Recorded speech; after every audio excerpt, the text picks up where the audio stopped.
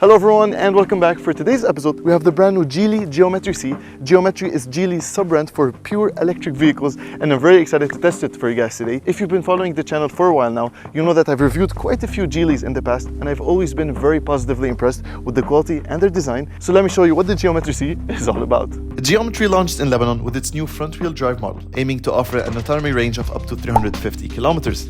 Just like Volvo and Lotus, 𝗪𝗪 is a subsidiary of Geely, meaning it's a properly backed up brand, especially when it comes to reliability.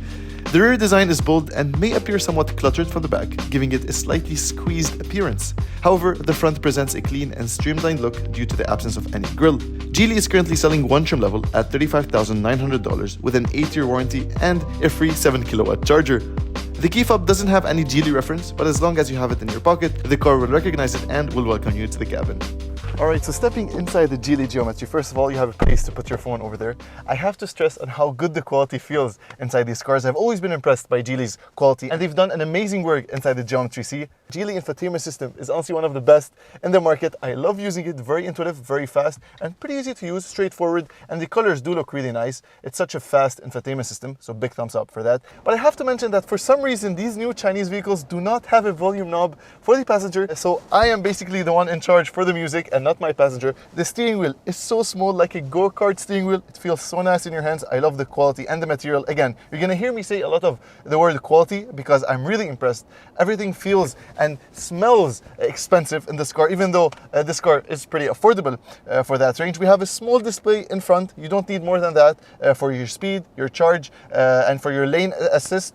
And that's basically it. Very minimalist layout, as I mentioned. And by the way, it's pretty fast in eco. I haven't tried out sport yet. I'm gonna show you that later on the video, but I mean in eco, it's doing an amazing job. Behind that, stocks, again, everything feels premium. In the center, you can see we have your gear selector, drive, neutral, and then reverse with a reversing camera, a start-stop button, electronic parking brake with auto hold functioning, and this whole car has this honeycomb structure, again, geometrical shapes, which I think is kind of funny. And if you're a reader, quite like myself, you can put your books over here in the center area. Look how nicely they fit in. So yeah, we have storage space for them, and we have a USB port with a 12-volt power outlet, which is always nice to see in the cabin. And then mentioning the cup holders, I was surprised to see that my 0.8 liter bottle fits right here in the center, but unfortunately it doesn't really fit inside the door bin unless I try to jam it in. So yeah, it doesn't really look like it fits, but I mean it does. So I guess it does the job. We have a place to put your fancy sunglasses, and my favorite, a compartment to hide your chocolate. Speaking of practicality, the 𝗪𝗪 offers a 417-liter trunk, which can accommodate approximately 6 of these everyday handbags. Despite the compact rear end, I have no trouble entering and exiting the back seats thanks to the decent leg and headroom. Inside, there's a center armrest with cup holders, spacious seat pockets, and door bins that tightly hold our bottle. I have to mention again how quick the infotainment system is and how clearly the menus are displayed, but it unfortunately lacks Apple CarPlay or Android Auto connectivity. As for safety ratings, it comes with a host of features including lane keeping and auto emergency braking, and I couldn't really find any official crash tests for the 𝗪𝗪 yet, but Geely has been consistently receiving 5 stars on its C NCAP tests. Right off the bat, I have to mention the 𝗪𝗪's swift acceleration.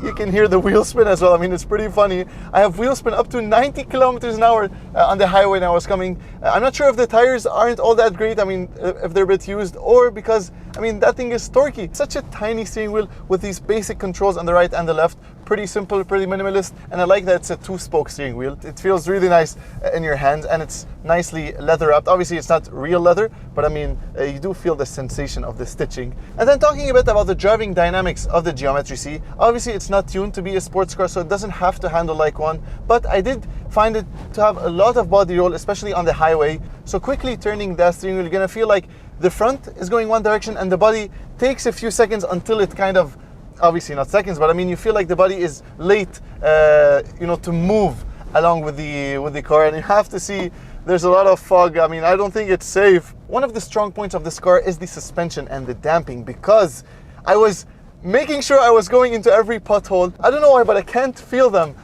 So yeah, I mean, that's a big thumbs up for this car. Pretty comfortable. The seats hold you in quite well, and they're heated seats, so a good option as well.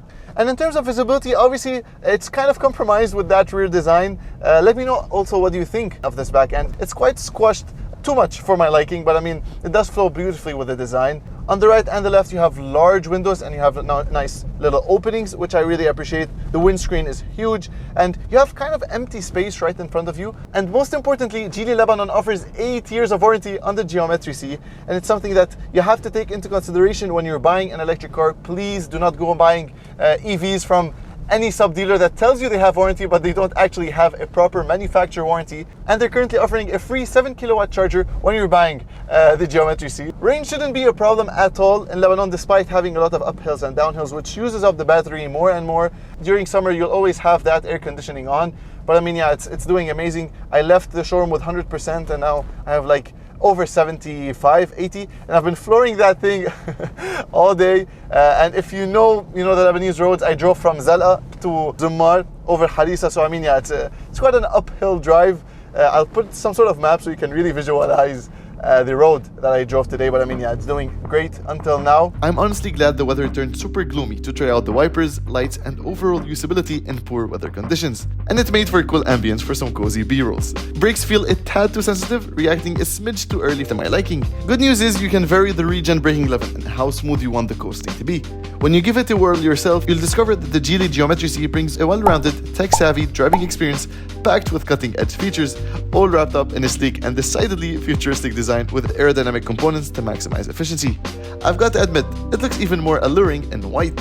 So for those on the hunt for a modern, connected, and stylish ride, the 𝗪𝗪𝘁 might just hit the sweet spot.